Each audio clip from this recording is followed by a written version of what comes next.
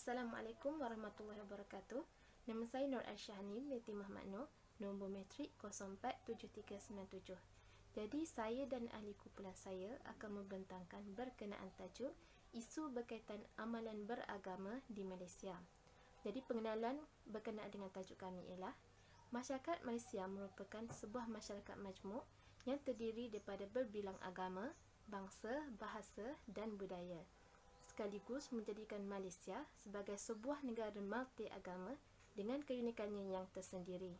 Namun begitu, kemajmukan itu turut menjadi salah satu cabaran utama dalam menjayakan pembangunan negara ke arah mencapai status negara maju mengikut acuan sendiri menjelang tahun 2020. That why do you need a religion like Islam or any other religion? Brother, if you understand what is the meaning of religion? Religion, according to Oxford Dictionary, means a belief in a superhuman controlling power, a personal god or gods that deserve worship. In Islam, the Arabic word used is deen. Deen in Islam means a way of life. So you ask me the question that why do you require a way of life? And why do you require to understand, as Oxford Dictionary says, religion means believing in God. So why do you have to understand God? The reason is that, brother, normally when you get a machine, if you get a machine, maybe a complicated machine, along with it you get an instruction manual. I'm asking the question, why do you require the instruction manual? Why? Why, brother? To understand. To understand, because you don't know the machine. If you allow me to call the human being the machine, you'll have to agree it is the most complicated machine on the face of the earth.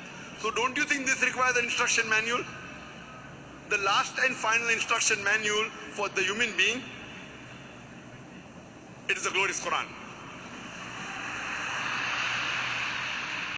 Bismillahirrahmanirrahim. Assalamualaikum warahmatullahi wabarakatuh. Nama diberi Putri Bazla Adiba binti Nasrun, nombor metrik 047211. Dan insya-Allah pada pembentangan kali ini saya akan membentangkan bahagian definisi agama, yang kedua dasar yang diperlukan dalam agama, dan yang ketiga adalah fungsi-fungsi agama.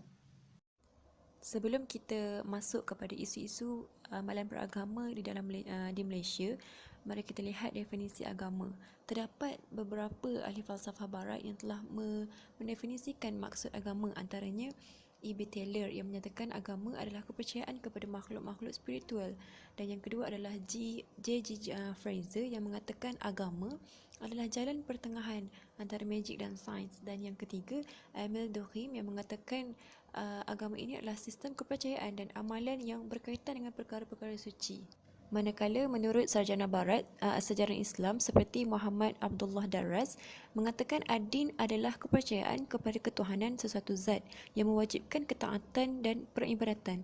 Dan seterusnya menurut Syed Muhammad Naqib Al-Attas pula, agama itu merangkumi keimanan, kepercayaan, amalan dan ajaran serta anutan yang dihidupkan oleh orang-orang Muslim.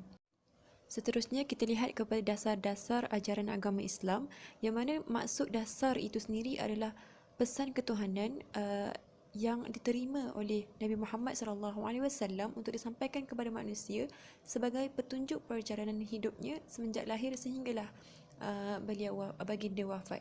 Dan antara dasar-dasar yang perlu kita ikuti di dalam agama iaitu adalah akidah, syariah dan akhlak.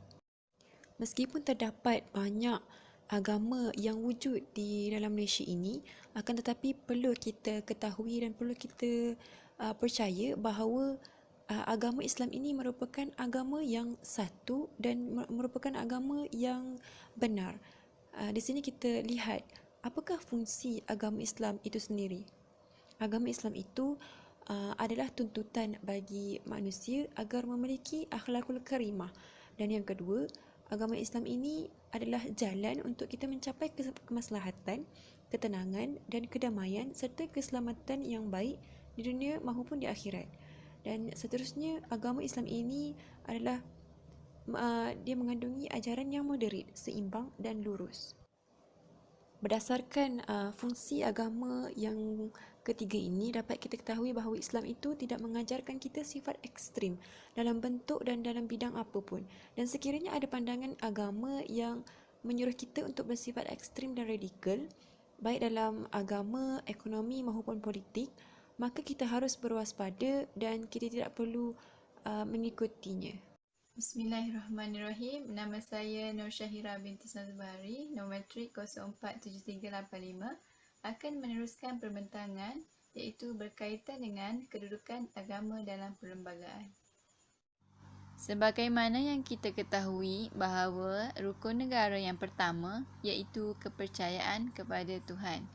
Perlembagaan juga turut memperuntukkan perkara 3 Caraian 1, menegaskan bahawa Islam sebagai agama persekutuan. Agama-agama lain bebas diamalkan, tetapi tidak boleh menyebarkan agama lain dalam kalangan orang Islam. Manakala ajaran Islam pula tidak menjadi paksaan kepada penganut agama lain. Perkara tersebut selaras dengan prinsip tiada paksaan dalam agama Islam, iaitu berdasarkan firman Allah di dalam surah Al-Baqarah ayat 256. Oleh itu, Islam tidak memaksa dan tidak menerima orang bukan Islam masuk Islam kerana paksaan. Manakala orang yang sudah Islam perlu patuh kepada ketetapan-ketetapan yang telah ditentukan. Isu-isu amalan agama di Malaysia terjadi disebabkan oleh beberapa faktor, antaranya faktor pemikiran. Konflik yang timbul antara dunia Islam dengan dunia Barat bukan berpunca daripada kepercayaan agama yang berbeza, tetapi kerana manipulasi terhadap agama oleh pihak yang berfikiran sempit atau sekular. Mereka menganjurkan kekerasan atas nama agama. Kekerasan ini pada umumnya didorong oleh keyakinan keagamaan yang mana mereka merasakan tindakan mereka adalah sejajar dengan perintah Tuhan yang telah terdapat dalam teks-teks kitab suci mereka. Selain itu, faktor kejahilan. Kejahilan dan permusuhan terhadap satu sama lain menghalang mereka daripada menjalinkan hubungan baik dan berkekalan. Contohnya, ketegangan antara Islam Kristian yang berasaskan sikap bahawa pihak masing-masing yang benar. Masing-masing menganggap merekalah pengikut agama yang unggul. Persaingan ini kadang-kadang membawa ketegangan dan menyukarkan wujudnya situasi yang saling memahami dan menghormati sesama Islam dan Kristian. Seterusnya ialah kepentingan politik. Berlakunya konflik agama ialah kerana didorong oleh kepentingan politik maupun teologi dalam menentukan keputusan politik. Faktor keputusan politik ini menimbulkan konflik agama kerana terdapat satu kumpulan politik yang bertindak menyebelahi satu pihak saja. Tindakan ini menyebabkan rasa ketidakpuasan hati kepada pihak yang lain dan seterusnya menyebabkan berlakunya konflik sesama mereka. Seterusnya ialah faktor ekonomi. Umumnya, masyarakat Malaysia menghadapi masalah keuangan, pengurusan pendidikan, pembangunan kawasan industri dan projek perumahan. Justru, ramai antara mereka berpindah ke pekan serta bandar untuk mencari nafkah. Fenomena ini membawa satu lagi masalah apabila mereka menghadapi masalah keuangan untuk menampung keperluan kehidupan di bandar.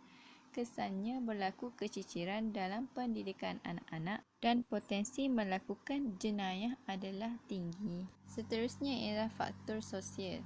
Isu sosial ketara ialah fenomena kawasan penempatan padat seperti kawasan setinggan, rumah-rumah flat, kondo rakyat, rumah murah dan penempatan haram. Kependudukan yang tidak terurus tersebut menjadi lebih buruk apabila wujudnya ketidakseimbangan sosial antara kaum dan segelintir penganut yang mengamalkan sifat benci membenci dan was-was terhadap agama lain.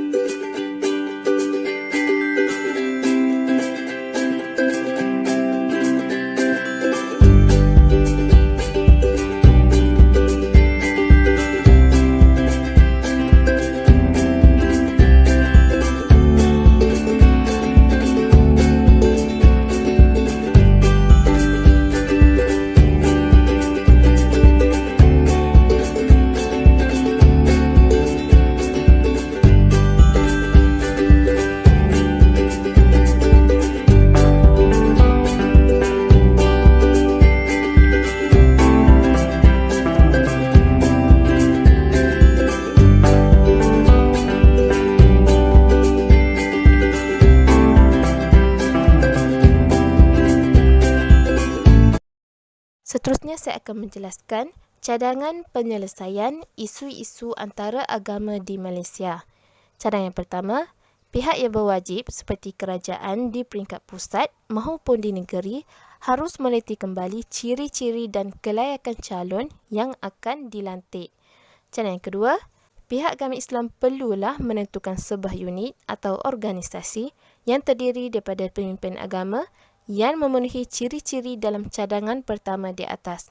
Yang ketiga, setiap pemimpin agama Islam dan bukan Islam harus memainkan peranan untuk memberi kefahaman yang jelas kepada penganut agama akan kefahaman agama masing-masing di platform perhimpunan agama bagi setiap agama. Cadangan keempat, menjalankan satu kajian terperinci terhadap pembinaan model pemimpin agama yang melibatkan semua pemimpin agama-agama besar di Malaysia. Seterusnya ialah cadangan penyelesaian isu-isu dalam agama Islam. Cadangan pertama, mewujudkan pusat pemulihan akidah di setiap negeri di seluruh Malaysia. Cadangan kedua, gerakan dakwah dan pemurnian akidah perlu dipraktikkan secara meluas melalui pelbagai institusi dan agensi pendidikan di dalam negara. Cadangan ketiga, memanfaatkan media massa sama ada media elektronik, media cetak dan teknologi maklumat sebagai medium dakwah Islam yang berkesan. Yang keempat, meningkatkan kerjasama antara masyarakat Islam dengan pihak berkuasa agama dengan melibatkan diri dalam gerakan pemurnian dan pengukuhan akidah mengikut cara dan kemampuan masing-masing. Sebagai kesimpulan daripada tajuk kami ialah Malaysia merupakan sebuah negara yang aman dan juga harmoni. Sebagai rakyat Malaysia yang terdiri daripada pelbagai identiti agama, etnik dan juga budaya, kita haruslah sama-sama berusaha dalam menangani perbezaan kita dengan rendah hati, kewajaran dan juga keadilan. Setiap isu juga haruslah ditangani dengan sewajarnya agar keharmonian dalam negara terpelihara.